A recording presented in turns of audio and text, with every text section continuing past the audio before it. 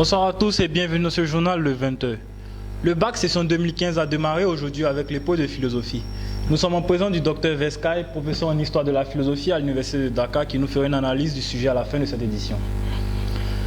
Politique. Nous sommes à moins d'une semaine avant le début des campagnes présidentielles.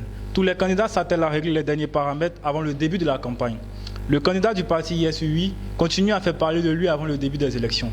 Il a fait un don de 14 milliards à l'ONG S'en fout de tout, ainsi que des kits scolaires, un reportage de Cérébro Chichi. C'est en compagnie de son garde du corps que le futur président est arrivé à l'ONG S'en fout de tout. Il s'est ensuite exprimé auprès de nos micros. La Côte d'Ivoire est un pays riche qui compte des millions d'habitants et il y a beaucoup de pauvres. Il est possible de réduire cette pauvreté si nous croyons en nous-mêmes et si nous donnons les moyens à ceux qui n'ont pas les moyens. Donc c'est pourquoi je me retrouve ici aujourd'hui avec le président de l'ONG, on s'en fout de tout, et pour lui donner des dons, pour faire des dons, donc voilà.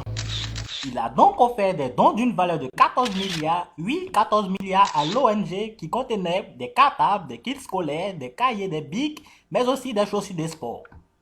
En tant que le président de l'ONG S'en fout de tout, j'aimerais remercier le futur président de la République qui nous a fait part de tous ces beaux dons.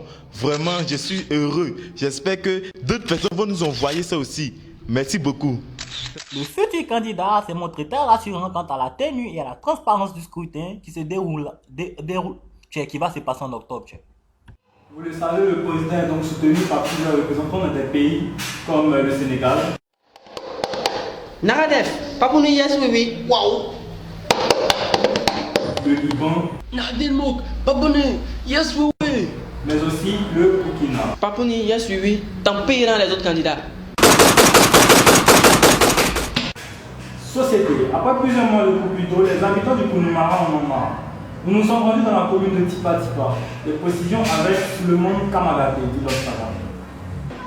La semaine dernière, les habitants de la commune de Tipa Tipa ont été victimes de nombreuses coupures d'eau, parfois longues, parfois courtes, et ce, à cause de nombreux travaux sur le boulevard Chaclo 2.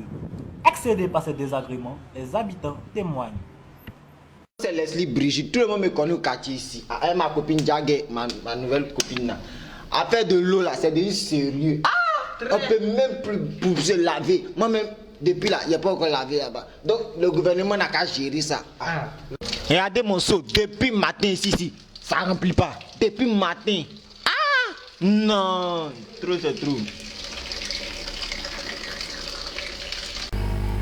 Sécurité. Vous le savez, la police des douanes vient de saisir 1350 kg de cocaïne après un an d'enquête.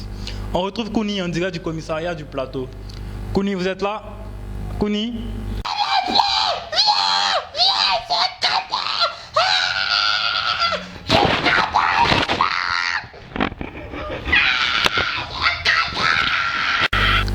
Kouni qui recevra très prochainement sa lettre de licenciement. Restez avec nous, nous aurons un entretien avec le Dr Vescaille à la fin de ce journal. Sécurité toujours. Leur âge varie entre 12 et 18 ans. Ils se déplacent par petits groupes armés de couteaux, de machettes, de haches et de gourdins. Surnommés les microbes, ces jeunes délinquants ont créé la psychose à Abidjan. Aujourd'hui encore, les populations s'inquiètent. Un reportage signé Papis Fadé. Dans les rues d'Abidjan, la colère gronde, comme en témoigne ce jeune homme. Oui, c'est pas normal. Comment? On est dans notre pays ici, les microbes sont là. C'est pas normal, le président doit résoudre ce problème. C'est pas normal. Trop, c'est trop. La population incite donc le gouvernement à prendre des mesures. Un pays qui se veut émergent doit régler le problème des microbes. C'est évident. Il faut que le gouvernement pense à ça. Même les touristes français témoignent. Je suis arrivé de Paris il y a 3 semaines, on parle des microbes. Et du coup, moi je flippe. Alors quand on me dit qu'il y a des gens qui se font attaquer, du coup, moi ça me fait peur. Je sais plus comment faire. Dans 3 semaines, je dois aller. Donne l'allure.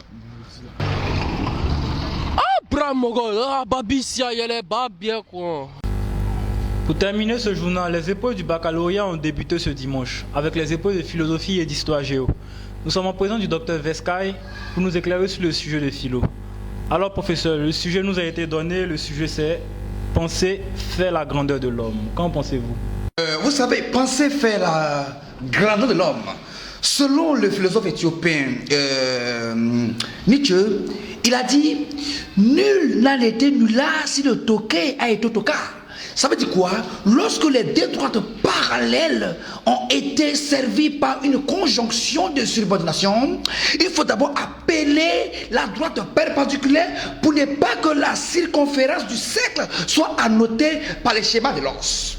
C'est ce temps, la liberté selon Jean-Jacques Rousseau peut nous permettre d'engendrer une naissance. Mais professeur, ça n'a rien à voir, on parle de pensée, de consistance. De quoi parlez-vous? Attends, j'arrive. C'est ma femme me trompe, je l'ai frappée.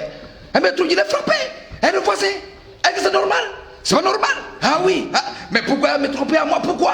En philosophie, on ne peut pas tromper son mari. Je l'ai giflé et ça de répondre à la convocation à la gendarmerie. Voilà. Les gendarmes ont compris. Ils m'ont compris. Ils m'ont donné tort. Ah oui. La sécurité. Quoi? Je vous montre. Ils ont pas dit ça. Merci de nous avoir suivis pour ce journal. Aimez et partagez. C'est gratuit. Et rejoignez-nous sur la page Papouni Gang. À très bientôt.